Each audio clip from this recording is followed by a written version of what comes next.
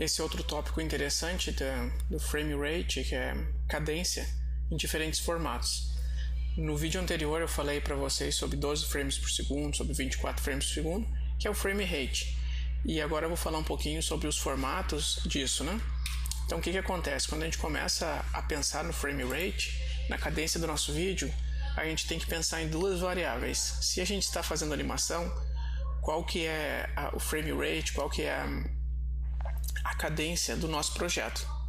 Então a gente vai fazer esse projeto em 12 frames por segundo, a gente vai fazer em 24 frames, em 30, isso pode alterar. Isso vai ser definido por outras pessoas que trabalham, por exemplo, com direção de animação, com a direção do filme, que vai pensar sobre esses elementos. Tem várias possibilidades de cadência, né? Desde o 12 até o 60.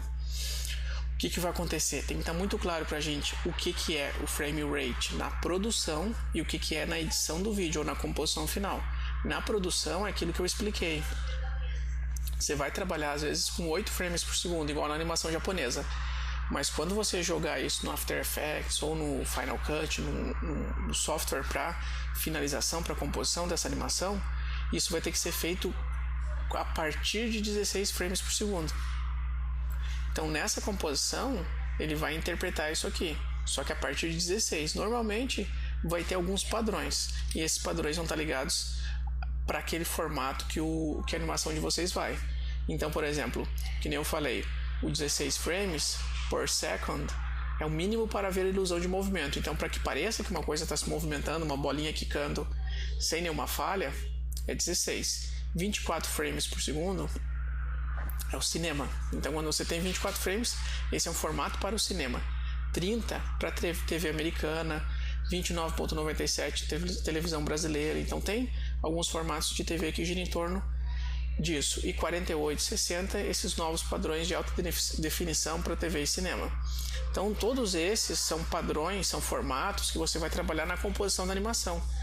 Imagina se você vai fazer uma animação com 60 frames por segundo em 2D. Você vai ter que fazer 60 desenhos em 1 segundo. Não faz sentido. Você vai demorar anos para fazer uma animação de 1 minuto.